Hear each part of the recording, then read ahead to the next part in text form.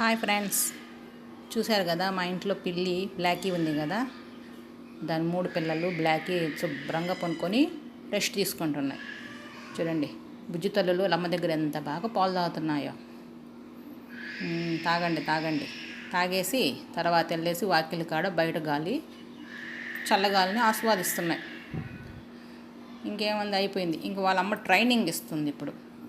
అంటే ఎలా ఆడుకోవాలి, ఎలా పట్టుకోవాలి, ఎలా తినాలి, ఎలా కొట్టుకోవాలి అన్నీ వాళ్ళ అమ్మ ట్రైనింగ్.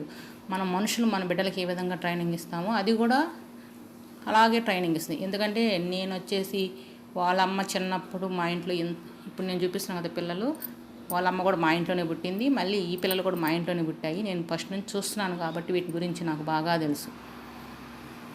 ఏంటంటే మనమే మనుషులమే కాదండి, జంతువులు కూడా వాళ్ళ బిడ్డలకి ట్రైనింగ్ బాగా ఇస్తాయి. చూసారా, ఇది ఏంటంటే లేస్తే ఇది సోఫా ఎక్కద్ది అనమాట. సోఫా ఎక్కేది పాస్ పోస్తుంది. ఊరికే సోఫా మీద ఎక్కి పాస్ పోస్తుంది. దానికి ఒక క్లాత్ వేసినా కూడా మిగతా 2 క్లాత్ మీద పోస్తుంది. ఇది మాత్రం సోఫా ఎక్కి సోఫా మీదే పాస్ పోస్తుంది. నేను రోజు అవి వాష్ చేసుకోవాలి, చచ్చిపోతున్నా. ఇంకోటి చూడండి, ఇదేందో వాళ్ళ అమ్మ మీద ఎక్కి ఎగిరెగిరి ఆడుతుంది. అసలుకి ఎంత బాగా ఆడుకుంటున్నాయో.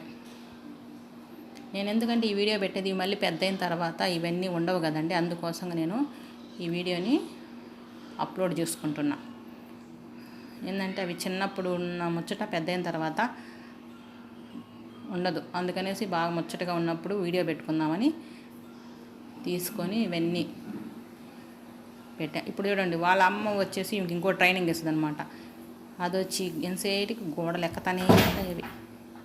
చూశారు కదా, వాళ్ళ అమ్మ అవతల పక్క తలుపుకి ఈమె ఇవతల పక్క.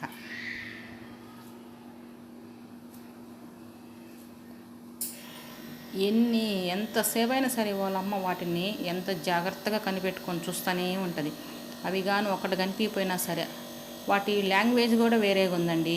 అవి విచిత్రంగా అరసద్ది అనమాట. అవి ఎక్కడున్నా వాళ్ళ అమ్మ కాడికి వచ్చేస్తాయి. అది ఆహారం తెచ్చినప్పుడు ఒక రకంగా అరసద్ది, వాటికి పాలియాలనుకుంటే ఒక రకంగా అరుస్తుంది, వాటికి ఏదైనా భయం పెట్టాలంటే ఇంకో రకంగా అరసద్ది. మొన్నసారి నేనేందంటే ఇంట్లో ఉన్నాను, ఇక్కడ మా గ్రిల్స్లో నుంచి బయటకు వెళ్ళిపోయి లిఫ్ట్లో కూర్చుంది ఒక పిల్ల. అప్పుడు ఒక విధంగా అరిచింది అనమాట. ఏంది ఇది డిఫరెంట్గా అరుస్తుందని చూస్తే పిల్ల పోయి లిఫ్ట్లో కూర్చొని ఉంది.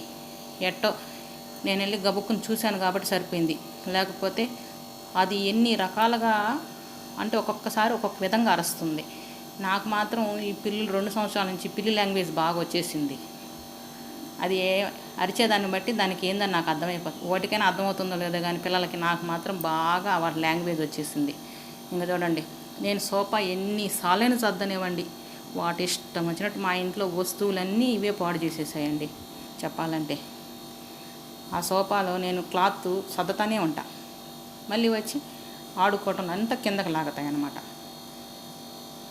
ఏ వస్తువు అసలుకి వాళ్ళ అమ్మ వాళ్ళప్పుడు సగం వస్తువులు పాడైపోయినాయి. ఇప్పుడు ఈ పిల్లల వల్ల ఆ కొరవ కూడా పాడైపోతుంది.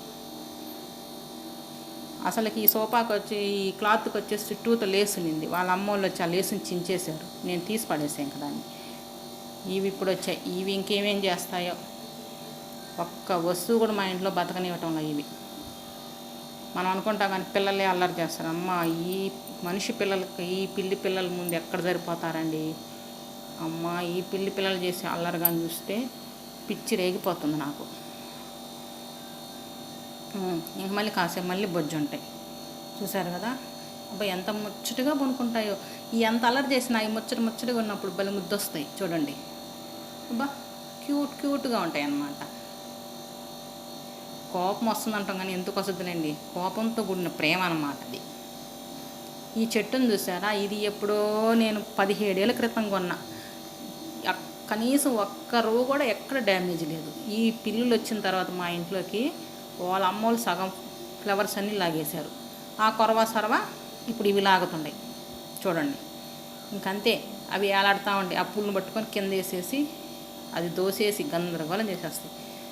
ఇంకా వచ్చేసి మా ఆయన వచ్చేసరికి అది రోజు బ్లాక్ మా ఆయన్ని బండి సౌండ్ నేను కూడా కనుక్కోలేను, అది కనుక్కుంటుంది అనమాట.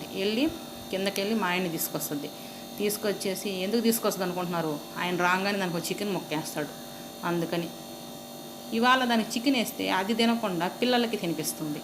నాకు భలే ఆశ్చర్యం వేసింది. నెల 15 రోజులు కూడా కాలేదు, అప్పుడు చికెన్ తింటున్నాయి ఇవి. చూడండి మీరే. వాళ్ళ అమ్మ తెచ్చి బాగా నవిలి మెత్తగా చేసి వాటికి పెడుతుంది. నేను ఎత్తి బాల్కనీలో బయట వేస్తే అది తీసుకొచ్చి ఎడబెట్టింది. ఏం చేస్తాలే, మళ్ళీ క్లీనింగ్ చేసుకోవాలి తప్పదు.